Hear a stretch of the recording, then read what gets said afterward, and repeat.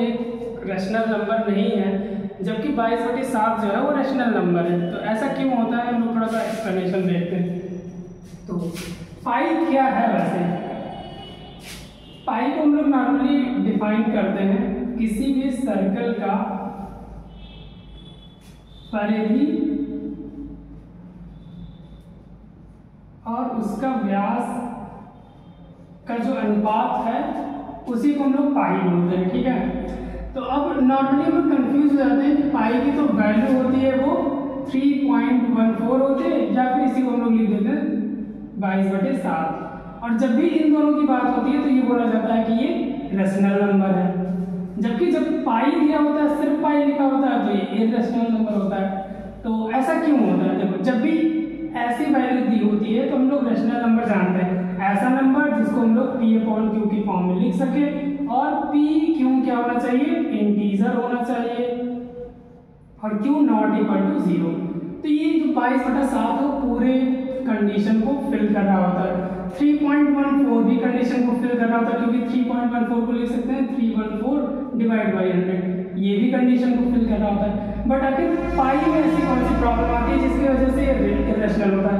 तो आओ देखें, नॉर्मली क्या होता है, जो पाई है उसकी एक एवरेज वैल्यू होती है, स्टैंडर्ड वैल्यू होती है, बट एग्जैक्ट पाई की वैल्यू आप देखते हैं कैसे निकालते हैं। तो मैं ऐसे मान लेता हूँ कि एक सर्कल है, ठीक है। तो ये सर्कल और इसकी परिधि है 2πr। अगर मैं इसका रेडियस मान लूँ r, तो ये तो हो गया 2πr। और अगर व्यास में लिखूं तो ये क्या हो जाएगा r, ये भी, तो ये टोटल व्यास है नहीं 2r, तो ये कैंसिल हो जाता है और बचता क्या है? पाई, ठीक है। बट ये पाई जो है एक तरीके से सिंबल है जो रिप्रेजेंट करता है इन दोनों के अनुपात को। बट एग्जैक्टली हम लोग एक्सपेरिमेंटली जब मेजर करते हैं तो त्रुटि कहाँ से आती है, मतलब किस एरर की वजह से ये आखिर रैशनल नंबर नहीं है। तो देखो, दुनिया का कोई भी सर्कल अगर हम लोग ड्रॉ करेंगे, तो अगर हम लोग इस परिधि को मान लेते हैं, ये परिधि है, ठीक है, और इसको हम फिक्स कर देते हैं सर्कल का, मान लिया 20 मीटर मैंने इसको फिक्स कर दिया। तो अगर इस 20 मीटर को फिक्स करेंगे तो हम लोग जब इसके व्यास को मेजर करने जाएंगे तो यहाँ पर आएगा एरर, यानी कि हम इसके व्यास को मेजर ही नहीं कर पाएंगे। व्यास कुछ आएगा डेसिमल में, कुछ मान लो क्या आ गया 22.3, 4, 5, 6, 7 ऐसे डॉट डॉट, वो कभी परफेक्ट होगा नहीं। और हम ये बात जानते हैं कि अगर कोई नंबर परफेक्टली रैंडम नहीं है, मतलब रैंडम है, 2, 4 कोई डेफिनेट नंबर है ही नहीं, तो हम उसको क्या करेंगे? परिमेय संख्या की तरह लिख ही नहीं पाएंगे, यानी रैशनल नंबर में कन्वर्ट नहीं कर पाएंगे।